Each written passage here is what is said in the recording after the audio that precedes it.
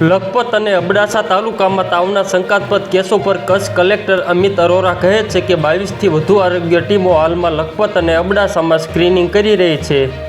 જે મૃત્યુ થયા છે તેમાં કોઈપણ પ્રકારનું ક્લસ્ટરિંગ નથી, તેથી પ્રાથમિક દ્રષ્ટિએ એવું લાગે છે કે કોઈ ચેપી રોગ નથી, પરંતુ જે મામલા સામે આવ્યા છે તેમાં સંપૂર્ણ સાવધાની સાથે દરેક સંભવિત સાવચેતી રાખવામાં આવી રહી છે। તેમણે વધુમાં કહ્યું કે લખપત અને અબડાસામાં 4 વધારાના ડોક્ટરો રાખવામાં આવ્યા છે, જેઓ સ્ક્રીનિંગ અને ઓપીડી સંભાળી રહ્યા છે। કુલ 26 સેમ્પલ લેવામાં આવ્યા હતા, જેમાંથી 11 ટેસ્ટ કરવામાં આવ્યા અને તે તમામના સ્વાઇન ફ્લૂ નેગેટિવ આવ્યા હતા। ભેંકરા ગામમાં 1 કેસમાં ડેન્ગ્યુ અને 2 કેસમાં મેલેરિયા પોઝિટિવ આવ્યો છે। તે ઉપરાંત યોગ્ય હોસ્પિટલમાં દાખલ થવાની તપાસની પણ કાળજી લેવામાં આવી રહી છે અને તમામ શંકાસ્પદ કેસોને દવા અથવા ઉચ્ચ કેન્દ્રોમાં મોકલવામાં આવી રહ્યા છે।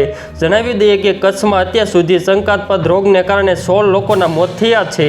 તો મિત્રો, હાલ માટે એટલું જ। ફરી મળીએ નવી અપડેટ અને નવા સમાચાર સાથે। તે પહેલાં ખાસ કરીને વિડીયોને એક લાઇક અને RTV ગુજરાતી ન્યૂઝ યુટ્યુબ ચેનલને ખાસ કરીને સબસ્ક્રાઈબ કરવાનું ભૂલતા નહીં મિત્રો।